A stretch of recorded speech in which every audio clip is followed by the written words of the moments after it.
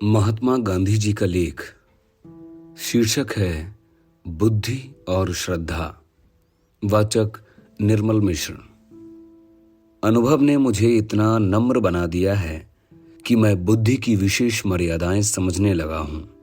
जैसे गलत जगह पर रखे हुए पदार्थ कचरा बन जाते हैं, ठीक वैसे ही बुद्धि का दुरुपयोग किया जाए तो वह पागलपन बन जाती है। बुद्धिवादी लोग बड़े अच्छे होते हैं, लेकिन बुद्धिवाद जब अपने लिए सर्वशक्तिमान होने का दावा करता है तब वह कुरूप राक्षस हो जाता है। बुद्धि को सर्वशक्तिमान मानना उतनी ही बुरी मूर्ति पूजा है जितनी किसी वृक्ष या पत्थर को ईश्वर मानकर उसकी पूजा करना। मैं बुद्धि के दमन का समर्थन नहीं करता, परंतु मैं हमारे भीतर की उस वस्तु को जो बुद्धि को पवित्र बनाती है उचित मान्यता दिलवाना चाहता हूं। ऐसे विषय भी हैं जिनमें बुद्धि हमें दूर तक नहीं ले जा सकती और हमें श्रद्धा से ही कुछ वस्तुओं को स्वीकार करना पड़ता है। उस समय श्रद्धा बुद्धि का खंडन नहीं करती, परंतु उसका अतिक्रमण करती है। श्रद्धा एक तरह की छठी इंद्रिय है जो उन मामलों में काम देती है जो बुद्धि के क्षेत्र से बाहर हैं। श्रद्धा ही हमें तूफानी समुद्रों से पार ले जाती है। श्रद्धा ही पर्वतों को हिला देती है और श्रद्धा ही महासागर पार करा देती है। यह श्रद्धा और कुछ नहीं, केवल अंतर्यामी प्रभु का सजीव जागृत भान ही है। जिसे यह श्रद्धा प्राप्त हो गई उसे और कुछ नहीं चाहिए। शरीर से रोगी होकर भी वह आध्यात्मिक दृष्टि से निरोग है। भौतिक दृष्टि से चाहे वह निर्धन हो, पर उसके पैरों में आध्यात्मिक दौलत लौटती है। श्रद्धा के बिना यह संसार क्षण भर में नष्ट हो जाएगा।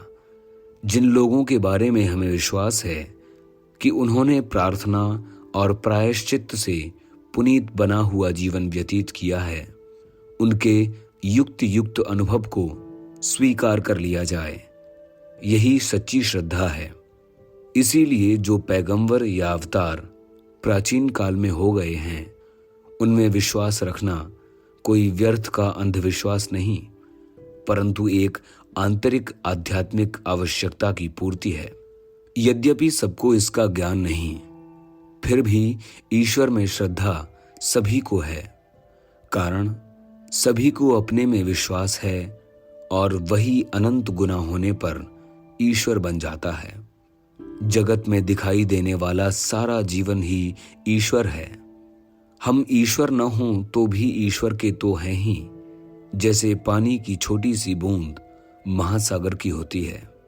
कल्पना कीजिए कि वह समुद्र से अलग करके लाखों मील दूर फेंक दी जाती है, तब वह अपने स्थान से विच्छिन्न होकर निस्सहाय बन जाती है और महासागर की ताकत और शान को महसूस नहीं कर सकती।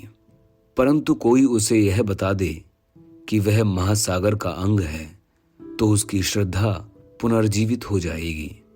वह खुशी के मारे नाचने लगेगी और महासागर की सारी ताकत और शान उसमें प्रतिबिंबित होगी। ईश्वर के साक्षात्कार का अर्थ यह अनुभव करना है कि वह हमारे हृदयों में विराजमान है। जैसे बच्चे को किसी प्रत्यक्ष प्रमाण की आवश्यकता के बिना ही अपनी माता का स्नेह अनुभव होता है। क्या बालक मां के प्रेम का अस्तित्व तर्क से सिद्ध करता है? क्या वह उसे दूसरों के लिए साबित कर सकता है? वह विजय के गर्व के साथ कहता है, वह तो है ही। यही बात ईश्वर के अस्तित्व के बारे में होनी चाहिए। वहां बुद्धि की गुजर नहीं है, परंतु वह अनुभव से जाना जाता है। जैसे हम सांसारिक गुरुओं के अनुभव को अस्वीकार नहीं करते, वैसे ही हमें तुलसीदास, चैतन्य, रामदास और अनेक आध्यात्मिक गुरुओं के अनुभव को भी अस्वीकार नहीं करना चाहिए। महात्मा गांधी जी का लेख। शीर्षक है बुद्धि और श्रद्धा। वाचक निर्मल मिश्र।